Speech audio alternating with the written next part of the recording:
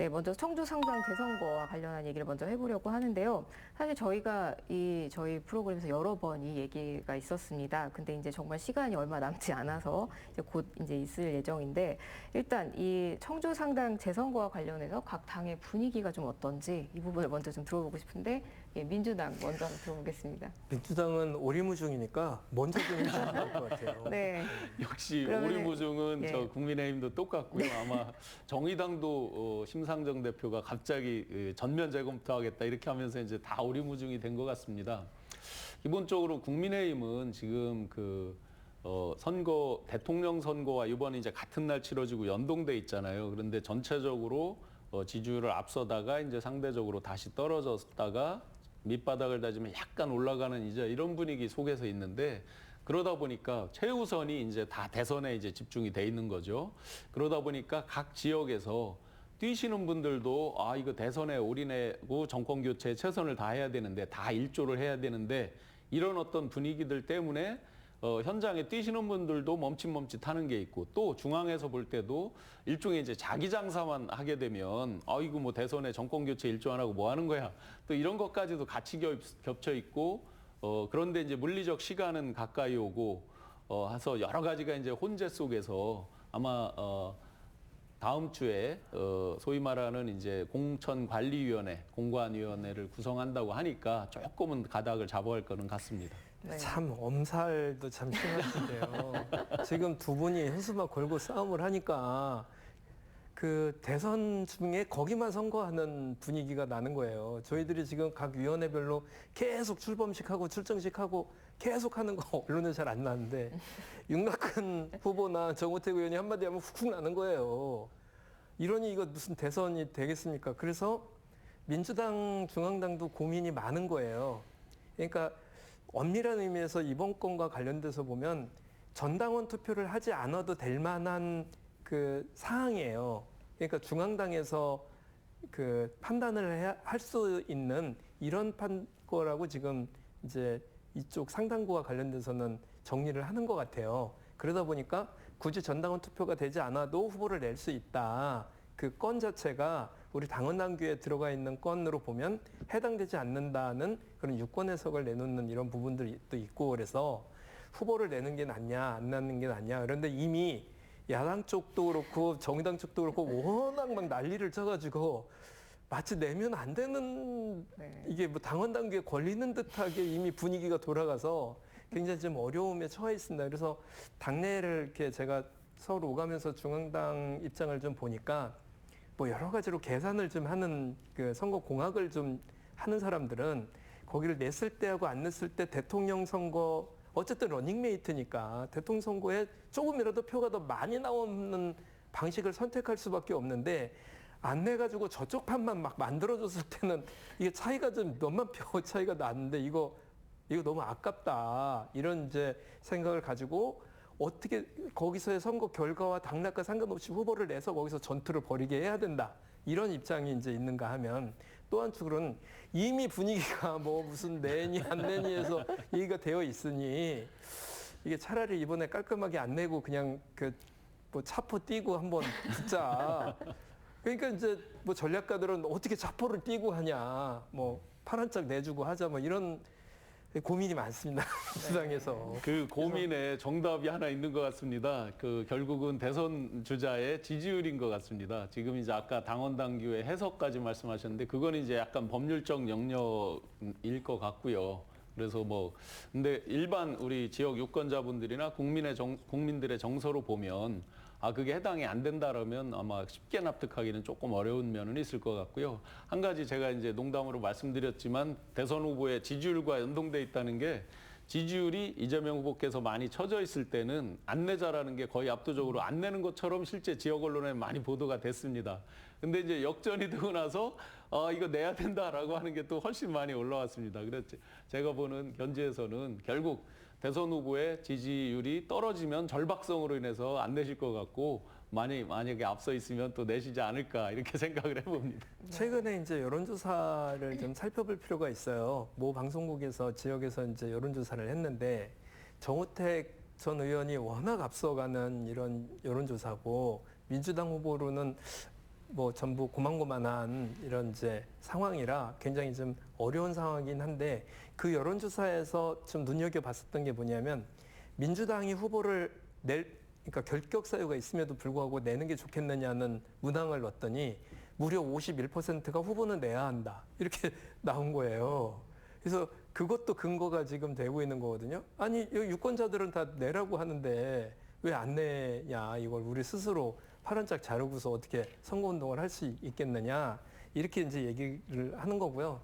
어쨌든 그럼에도 지금 그 강 건너 불구경하듯이 윤곽근과 정우택의 싸움을 쳐다봐야 되는 이런 처량한 신세 속에서 어떻게 해야 되는지 빨리 죽은 결정을 좀 해주셔야 되고 이게 설날까지 이 상태 가면 이런 결정이든 저런 결정이든 굉장히 안 좋은 결과다. 그래서 이럴 때는 무조건 어떤 결정이든 간에 빨리 내려줘야 그거 가지고 그 뭐 설날 가서 설날 민심에 좀 기대지 않을까 이렇게 좀 생각을 하고 있는. 이광희 의원님께서 저 엄살이라고 말씀하셨는데 제가 볼 때는 의원님께서 이제 민주당의 엄살이신데 뭐냐면 우리 충북 특히 청주의 4개 선거구는 정말 소위 말하는 이제 하프 5대5 게임이 많았죠. 그동안 보면 아주 근소하게 결정되는 경우가 많아서 지난번에도 상당 같은 경우는 3% 차이였으니까 아마 이번에도 결국은 후보를 내면 누가 앞서가든지 이런 것들은 지금은 이제 인지도 조사에 가깝다고 보면 결국은 민주당의 후보를 내게 되면 또 굉장히 치열한 접전이 될 거기 때문에 지금 강 건너 불교하듯이 이렇게 한다고 그러는 건 아마 겸손의 말씀 내지는 엄살이라고 봅니다. 네, 양쪽에서 다 서로 엄살이라고 얘기를 하시니까 그렇게 보실 수도 있겠습니다만 어쨌든 좀 혼란스러움이 있는 거는 둘 다 사실 이제 새로운 정치 아직은 진입하지 못했지만 새롭게 좀 지역 정치를 바꾸려고 생각하는 그룹들 있지 않습니까? 저쪽 당에는 신용한 교수라든가 뭐 이쪽 당엔 저를 비롯한 두 분이 그러시죠. 그리고 그다음에 이제 정의당에는 김종대 의원 뭐 이런 분들이 사실은 떠오르는 차세대 주자들로서 이제 이렇게 만약에 보여진다면 그 김종대 의원이 어떤 식으로 결정을 할지 또 정의당이 지금 여러 가지로 지지율이 오르지 않아서 굉장히 힘든 상태가 되는데 개인적으로는 굉장히 좀 아쉬워요. 진보정당이 어느 정도 좀 가지고 있어야 진보정당 아젠다들 지금 계속 받고 있는 거 아닙니까? 진보정당에서 이번에도 그 이재명 후보 소확행 공약이 요즘 되게 인기를 끄는데 엊그저께 그 타투를 해결하겠다고 났어요. 그 타투 문제는 아시는 대로 정의당에서 계속 유호정 의원이 주장하던 바 아닙니까? 진보당에서 어쨌든 주장했었던 것들을 그 우리 민주당이든 아니면 이런 그 보수 야권에서도 이렇게 받아들이고 이럴 수 있는 어쨌든 그런 그 역할들이 지금 이번 대선에서는 굉장히 줄어들고 있는 거. 김동연 의원이 막 혁신적인 우리도 여기서 둘이서 막 그거 잘한다고 막 했는데 그 안들이 지금 다 묻혀가지고 발언이 나오질 않아요. 그래서 저는 대선 때 이런 얘기가 나오지 않으면 언제 나올 수가 없거든요. 근데 그런 면에서 너무 좀 아쉬운 상황입니다, 사실. 방송 들어오기 전에 이 뉴스 제목을 보니까 20년 전 지지율, 깊은 고민, 심상정 대표 이렇게 해가지고 심상정 후보 해서 나오더라고요. 안타까운 면이죠. 지금 이광희 의원님 잘 말씀 주셨는데 우리가 흔히 농담으로 허경영 후보가 말한 것이 거의 다 실현됐다라고 이제 이렇게 농담하지만 실제로 양당에서 이번 대선 같은 경우에 받아들이는 각종 공약을 보면 정말 진보 정당에서 내세웠던 것들이 거의 상당수 받아들여졌습니다. 즉 어떤 진보 정당들이 그동안 세상의 변화, 개혁을 위해서 앞서 나가면서 외쳤던 것들이 이제 시간이 지나면서 많이 생활 속에 이제 안착하고 들어온다는 뜻이죠. 그래서 진보 정당의 어떤 건강성이나 건전성 이런 것들이 계속 살아서 같이 경쟁해주고 이렇게 돼야 되는데 특히 우리 충북에서 이제 상대적으로 아마 진보 정당 세가 상당히 약한 지역일 겁니다. 근데 그런 건강성, 건전성 같이 이제 시대를 끌어나가고 이런 측면에서 보면 안타까움이 있긴 합니다. 네, 그 지금 말씀이 양쪽에서 다 나왔는데요. 김종대 전 의원의 출마에 대해서는 어떻게 좀 보시나요? 지금 분위기로 보면은 원래는 이제 애초에 김종대 의원 우리 만나봤을 때는 본인은 이번 대선에 매진하겠다 이렇게 안 나갈 거 이렇게 말씀을 하셨는데 심상정 후보가 내려오셔가지고 우리 후보 내겠다고. 그래서 저는 다른 분인가 본인의 의사는 물어봤나 이렇게 생각을 좀 했는데 결국 이제 김종대 의원이 제가 보는, 그러니까 이건 제 판단입니다만 약간 좀 울며 겨자 먹기로 좀 착출이 되는 이런 상황이 아니었나 싶었어요. 분위기를 보면서. 그런데 이제 또 뭐 여러 가지 또 당내에 잡음이 나오고 지지율이 올라가지 않고 김종대 의원 입장에서도 지난번에 한 7% 가까이 이렇게 얻었는데 그 이하로 나왔을 경우는 또 재기가 굉장히 어려운 상황이 되는 이런 그런 대통령 선거에 큰 양대 정당이 충돌하고 있을 때 이렇게 3% 이내로 나오는 정당이 뭐를 하기는 만만치 않을 겁니다. 그래서 만약에 김종대가 아니라 우리 둘이 만약 그런 상황이 됐다고 하더라도 야, 이거는 정말 고민이 많은 선거일 수밖에 없겠다. 저는 굉장히 감정이입이 돼가지고 생각을 좀 많이 해봤어요. 네. 지난번에 배웠을 때 이제 어쨌든 비서실장을 맡고 계시잖아요. 대선 후보에. 그러니까 그 책임감이 이제 워낙 크니까 그거에 매진하겠다라고 말씀을 주셨었는데 상황이 이제 계속 바뀌어 가면서 아마 역대로 이제 후보를 어떤 장이 펼쳐졌을 때 시장이 이제 장날이 됐을 때 좋은 물건을 내놓지 않으면 결국 이제 도태되는 거죠. 그 장터 자체가. 마찬가지로 장이 이제 대선과 재보궐이라는 큰 장이 섰는데 후보를 안 낸다. 그렇다 그러면 이제 그 정당의 존립 근거까지도 이제 흔들리는 이런 것들을 아마 정의당이 많이 고민을 했으리라고 봅니다. 그런데 이제 충북 내에 어느 정당이나 지역 내 갈등이 없을 수 없겠지만 계속해서 뿌리 깊은 갈등이 정의당도 있더라고요. 이제 그런 속에서 안팎으로 많은 이제 시련을 겪고 있는 상황인데 아마 그 뭐 호사가들은 이게 민주당과 단일화를 위한 카드 아니냐 뭐 이런 얘기도 하더라고요, 혹자들은. 근데 아마 이제 큰 틀에서 심상정 후보님의 거취가 이제 결정이 되고 나야 그 뒤에 정확한 행보를 결정하지 않을까 생각이 듭니다. 네. 국민의당에서도 이제 후보를 내겠다 뭐 이런 이야기가 있습니다. 여기에 대해서는 또 어떻게 또 생각하시나요?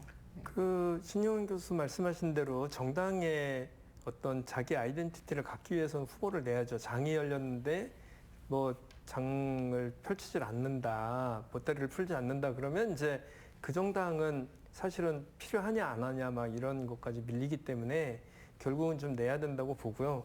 가뜩이나 요즘 국민의당이죠. 네. 국민의힘이 아니라. 국민의당입니다. 네. 이거 좀 헷갈린다. 조정을 좀 하십시오. 예. 국민의당 입장에서는 안철수 후보의 지지율이 마구 올라가는 중이에요. 10% 이상 두 자릿수 이상 올라가고 있어서 이번에 이걸 역동성을 좀 갖기 위해서는 5군데 전국의 후보를 보궐선거가 이루어진 곳에 다 내야 될 겁니다. 그리고 기회는 왔다고 보고요.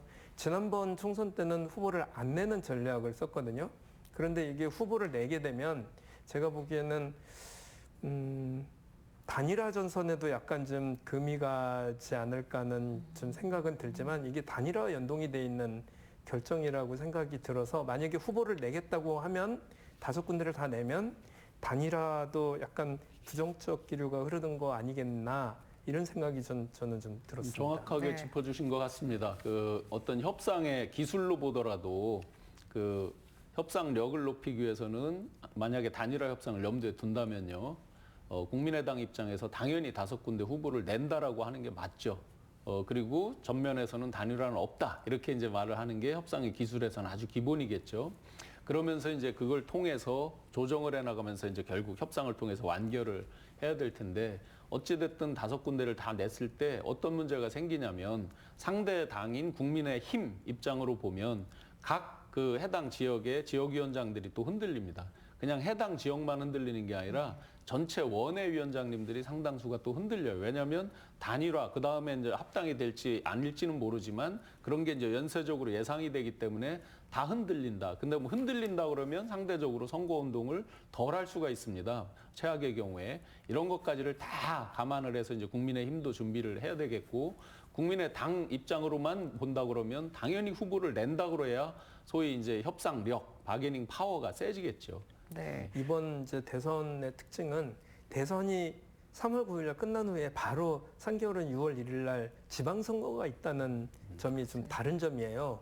이건 뭐냐면 그 선거가 끝나고 나면 정계 개편이 일어나거든요. 그 다음 정계 개편은 차후를 만들어 나가는 그 정치 지형의 변화를 동반합니다. 그럴 때 지방선거를 앞두고 있다. 그래서 국민의힘이 어쨌든 15% 이상을 뭐 결과적으로 단일화를 안 해도 얻었는데 얻었을 때는 전국의 지방선거의 출마자들을 전체를 다 낼 수 있는 동력을 아군들을 얻게 되는 이런 판이에요. 네, 국민의당. 예, 국민의당에서. 그래서 이런 것을 그러니까 정치를 하는 사람 입장에서는 이런 기회를 놓치고 그냥 갈 것인가에 대한 고민이 당연히 들어갈 수밖에 없고 그 연장선상에서 이번에 상당구 재보궐선거에 후보를 낼지 말지의 운명이 걸려 있다. 그래서 사실은 국민의당의 그 앞으로의 지형과 관련된 문제로 저는 봅니다. 네. 개인이 누가 뭐 그 공천을 받고 안 받고 이런 정도의 문제는 아니겠다. 네. 네, 저도 똑같은 생각입니다. 뭐냐면 아까 이제 정의당 말씀드릴 때 정당의 존립 근거, 기반에 대한 말씀을 드렸지만 국민의당도 마찬가지입니다. 이제 세석으로 떨어졌잖아요. 한때는 이제 호남을 다 거의 석권하다시피 한 적도 있지만 그런데 이제 세석인 정당에서 후보가 막 올라가는 기세예요. 완전히 상승하는 달리는 말이 되어 있단 말이죠. 그 상황에서 후보를 안 낸다. 이렇게 했을 때 아마 당원들의 사기나 이런 게 굉장히 떨어지겠죠, 상대적으로. 네. 이런 것까지 다 감안해서 아마 또 아까 말씀드렸던 단일화 문제 이런 것까지 해서 후보를 저는 내려는 노력을 계속 할 거라고 봅니다. 다만 지금 올라가는 기세지만 너무나 짧은 시간에 그렇게 바뀌었고 그 사이에 어떤 준비된 훌륭한 후보들이 상대적으로 많지 않았기 때문에 이제 얼마나 훌륭한 후보를 내느냐 이런 부분은 또 별도의 얘기가 될 것 같습니다. 네, 그러면 간단하게 이제 청주 상당 재선거가 어떻게 흘러갈지 좀 전망을 해주신다면 마지막으로 간단하게 의견을 좀 들어보겠습니다. 어떻게 흘러갈까요? 통상적으로 설날 앞두고 결정되는 여론에 의해서 선거가 결정이 되는 게 지금까지 그 사례였습니다. 과거 사례가 그랬는데 이번 같은 경우는 지금 방금 말씀드렸던 여러 가지 사안들이 복합적으로 일어나고 있어요.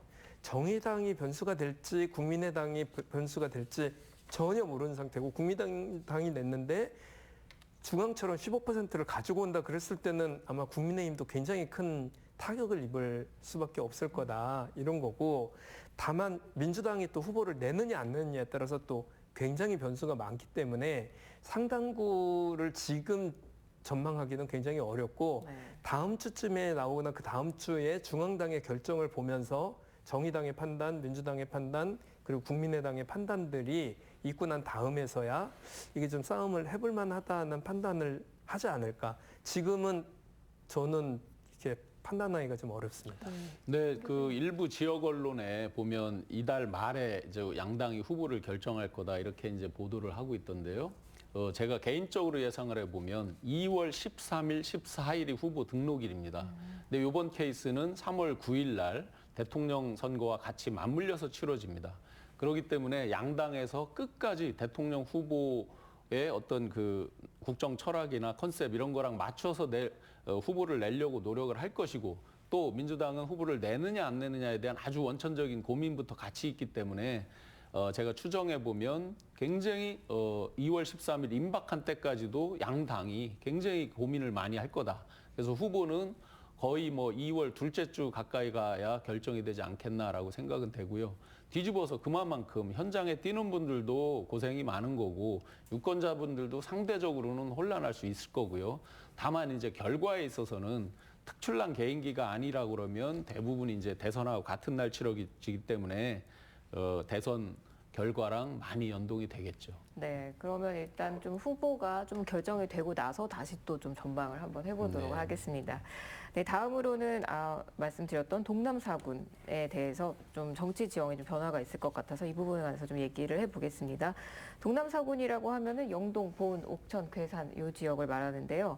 지금 박덕흠 의원이 이제 국민의힘에 복당을 했습니다. 근데 박덕흠 의원 같은 경우는 이제 국회 윤리특위 의결에 따라서 국회의원이 제명될 수도 있는 그런 위기에 있거든요. 이 부분에 관해서 좀 어떻게 보십니까?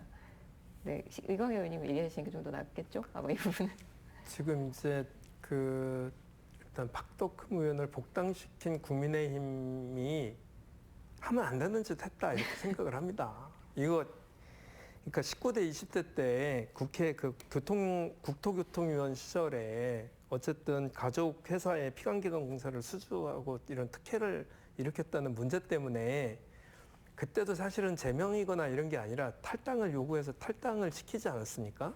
근데 이번에 슬그머니 그냥 입당을 시켰어요. 그 이유가 15개월 동안 뭐 수사가 이루어지지 않았기 때문이다고 얘기를 하는 것은 저는 좀 문제가 있다고 보고요. 그렇게 따지면 민주당에서 출당시켰거나 탈당한 사람들 다 한 명도 복당 안 시켰어요. 그런데 지금 그 국민의힘 같은 경우는 3분이나 지금 그 복당을 시켰지 않습니까? 이것은 공당이 좀 이렇게 원칙을 저버린 그런 거 아닌가 이런 아쉬움이 좀 있어요.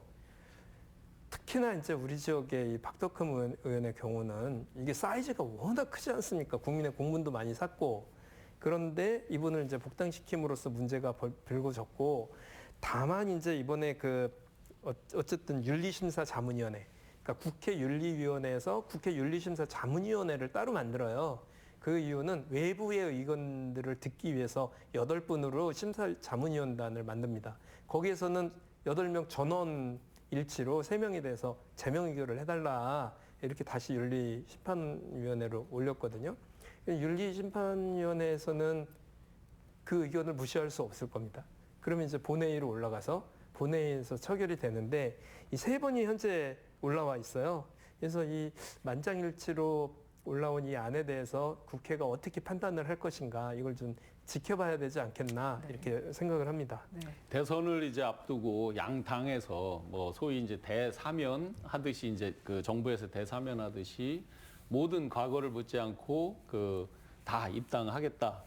이런 식으로 이제 많이 양측이 다 이제 그 발표를 하고 있죠. 이제 그런 분위기 속에서 이렇게 한 부분은 뭐 일부 이해할 수 있지만 전체적으로 과연 국민들이 아직 그만큼의 마음이 응어리가 풀어졌느냐라는 관점으로 보면 아쉬움이 많이 있는 부분이고 공론화가 되지 않았었기 때문에 거의 우리 도민들이나 국민들이 거의 몰랐던 것 같습니다. 그 뒤에 이제 뉴스에 나오면서 이제 알게 됐는데 결과가 지나고 나서 나오고 이제 알게 됐고 그 직후에 바로 이제 윤리심사자문위원회 잠깐만요. 중간에 네네. 끼어들겠습니다. 네네. 아니 대화 복당은 당 서로 다르게 했다가 나간 사람들하고 복당을 다 하라고 그런 거지. 이게 범죄 저질러 가지고 범죄 의혹 때문에 나간 거고 그 똑같이 말씀하시면 서운하죠.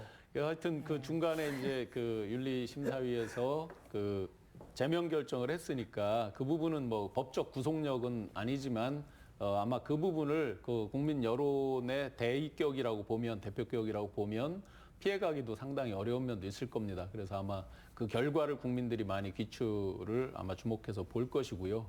결과적으로 모든 것들은 정치적, 정무적 판단은 아마 이번 대선에 도움이 될 거냐 아닐 거냐로 각 당이 판단을 했을 텐데 과연 지금 시점에 복당이 도움이 됐을 거냐 대선에 이런 면으로 보면 아쉬움도 있습니다. 네, 그리고 이제 민주당 같은 경우는 이재안 전 민주당 동남사군 지역위원장님이 이제 지난달에 특별 사면을 받으면서 이제 정치 활동을 할 수 있게 됐습니다. 이분의 향후에 이제 정치적 향방이 좀 어떻게 될지 이 부분도 좀 얘기를 들어보면 좋을 것 같거든요.